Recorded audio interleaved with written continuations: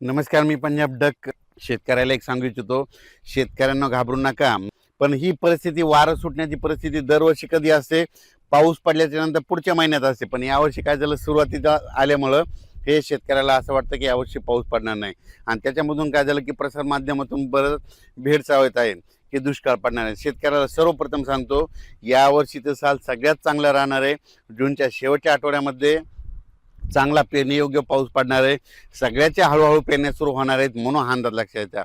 सर्वप्रथम मी म्हटलं होतं ना, 7 ते 14चा एक टप्पा राहील, त्याच्यानंतर 20 ते 30 राहील आणि 10 जुलै ते 15 जुलै राहील. ही असंच परिस्थिती राहणार आहे. यावर्षी जून महिन्यात थोडाफार पाऊस कमी राहणार आहे, जुलैमध्ये जास्त पडणार आहे, ऑगस्टला कमी राहील, सप्टेंबर ऑक्टोबर परतीचा पाऊस धुमाकूळ घालणार आहे. पण दुष्काळ वगैरे काय पडणार नाही. तर तुम्हाला सांगते, यावर्षी शेतकरी हिताचं साल आहे, शेतकऱ्यासाठी खूप चांगलं आहे. शेतकऱ्यांनी घाबरून जाऊ नये. आता हे म्हणजे काय होणार, पाऊस कसा येणार आहे, पावसाला सुरुवात काय होणार आहे, 18 जूनच्या नंतर विदर्भाकडून बऱ्याच ठिकाणाहून पूर्व विदर्भाकडून सुरुवात होणार आहे. 18-19च्या दरम्यान पूर्व विदर्भाकडून ते पाऊस मराठवाड्यापर्यंत येईल. पण त्याच्यानंतर काय होईल, 20-21च्या नंतर मराठवाड्याकडे पाऊस आल्याच्यानंतर 21 ते 29च्या दरम्यान मराठवाड्यामध्ये वेगवेगळ्या भागात पाऊस पडेल. आणि काही जिथं जास्त ओल होईल त्यांच्या पेरण्या सुरू होतील. विदर्भात देखील काय होईल, 18-19 पासून तिकडे पाऊस सुरुवात होईल. जिथं पाऊस जास्त पडला त्यांच्यात देखील ओल झाली तर त्यांच्या देखील पेरण्या होईल. त्याच्यानंतर हे पाऊस पुन्हा उत्तर महाराष्ट्राकडे जाईल. मग उत्तर महाराष्ट्राकडे काय होईल, म्हणजे विदर्भापासून उत्तर महाराष्ट्र सगळ्यात टोक, हे टोक ते टोक आहे. आणि तिकडं काय होईल, 23 जून ते 29 जूनच्या दरम्यान तिकडे देखील पाऊस जाईल आणि त्यांच्या देखील पेरण्या लागतील. पण शेतकऱ्याला आणि पश्चिम महाराष्ट्र, सातारा, सांगली, सोलापूर त्या पट्ट्यामध्ये काय होईल, तिकडं देखील 23 जून ते 29 दरम्यान काय होईल, तिकडे देखील पाऊस पडेल आणि तिकडे देखील पेरण्या होतील.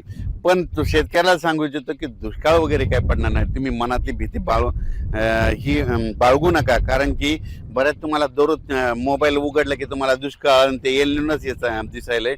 शेतकऱ्यांना हे दरवर्षी काय असतं, हे जे असं वारं आहे ना, कधी कधी पाऊस पडल्याच्या नंतर असतंय 10 दिवस तितकं वारं येतच असतं.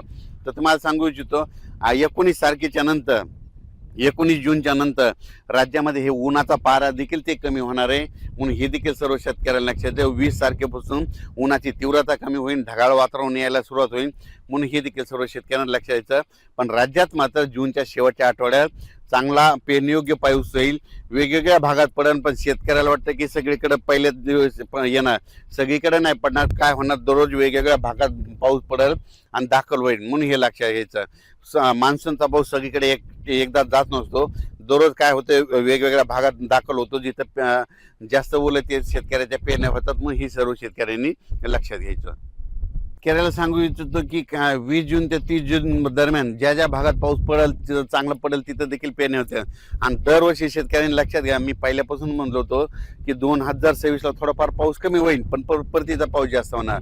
म्हणजे काय होतं, दर 2 वर्षानंतर 1 वर्ष पाऊस कमी होणार, हे म्हणून लक्षात यायचं. आता हे 2026ला कमी होईल तर 27-28 परत खूप होईल. आणि पुन्हा 29ला आज जशी परिस्थिती झाली तशी 29ला देखील परत परिस्थिती होती. म्हणजे 2 वर्ष जास्त पाऊस पडणार, 1 वर्ष कमी होणार, हे असं चक्कर चालू राहणार. पण काय झालं की प्रसार माध्यमातून शेतकऱ्याला त्या ऑनलाईन खूप भीती घातली. तर मला सांगतो शेतकऱ्यांना, हे पुन्हा नंतर हे सगळे बातम्या बदलणार आहेत. बघा तुम्ही, पाऊस सुरू झाल्याच्या नंतर सगळे बातम्या बदलते. म्हणून माणसानं, माझं म्हणणं नाही, एक तर ठामच राहिलं पाहिजे. एक तर येणार का नाही येणार. मग ते म्हणतात की एल निनो, मला म्हणतात की एक तर म्हणते अतिवृष्टी होणार नसा. तुम्हाला एल निनो आहे ना, तर एकच कोणतं सांगायचं, एक तर दुष्काळ पडेल का नाही पाऊस पडेल. पण शेतकऱ्यांना सांगतो, हे सगळे प्रसार माध्यमातून शेतकऱ्यांना भीती घालतात. शेतकऱ्यांना घाबरून जाऊ नका. पावसाचं काम करीत असतो. सर्वप्रथम आपला भारत देश आहे. भारत देशाला 2 समुद्र आहे, अरबी समुद्र आणि बंगालच्या खाडीचा समुद्र. म्हणून जरी अरबी समुद्राचा त्या बाष्पाचा पाऊस नाही आला तर बंगालच्या खाडीचा पाऊस येतं.